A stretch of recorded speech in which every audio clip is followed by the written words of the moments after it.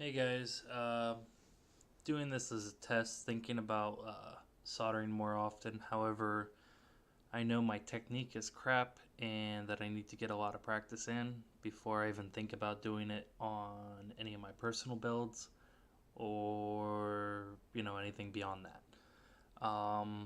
So tonight I'm just going to try my hand for the first time at drag soldering or whatever it's called, drag tip soldering. I don't know. Sorry for any small noises that you might hear. I don't have any kind of filtration on the mic or anything like that, and it's coming from a webcam, so you'll hear pretty much everything. This is my USB microscope that I just got in the mail. It's a Plugable 250X. Um, and then I'm recording, I think it's close to like 330 to 60 frames per second. But it's at a 600 by I think 480 resolution. And then over here I have, the webcam that I'll have set up at a different angle once I get my workstation set up for my microscope.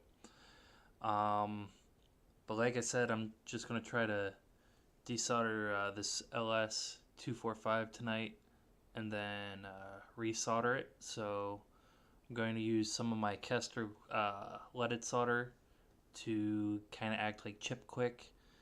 Basically, I'll make an alloy to where these pins will melt at a lower temperature. At least that's my goal. I'm going to try 370 Celsius starting out. I don't know because I haven't messed with this kind of solder. Normally, I keep my iron around, honestly, I keep my iron around 340, 350 degrees Celsius. So I might need to go hotter. I might be fine where I'm at. I might be running, my station a little hotter than I need to be. But if you guys see anything I can improve on, obviously rambling. But if you see anything I can improve on, just let me know. Because, like I said, I'm trying to learn. So, also, I don't have any solder wick, but I do have flux, and I'm going to put the flux on before I try making the alloy. Well, if I can find my little Doppler. There it is. So I'm just putting a little bit of flux on. Sorry for the crude setup, but hopefully this will do what I need it to do. I'm using a Kester 959T no clean solder flux with a little Doppler. That's too cheap to get the needle. Alright. And I'm using Kester leaded solder as well. So.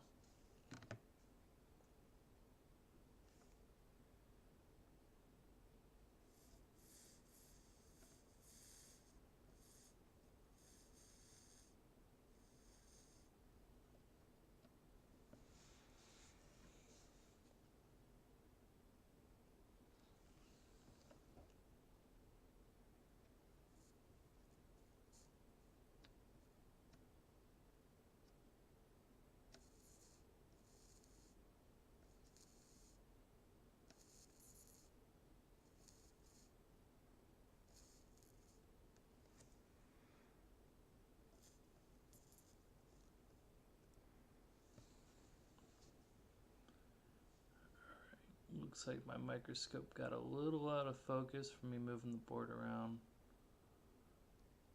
Unfortunately, with the quality of microscope this is, that's about the best I'll get without moving the microscope closer.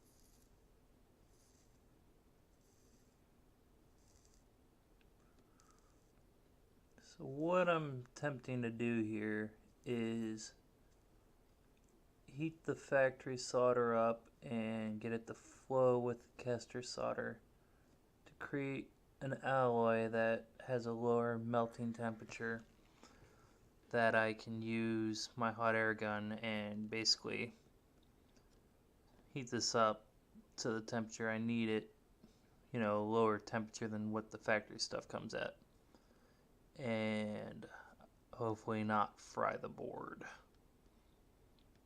Now,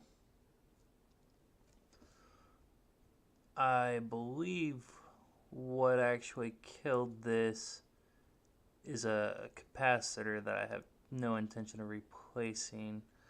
It's a little power capacitor over by where the DC comes in. This guy right here, it's caved in.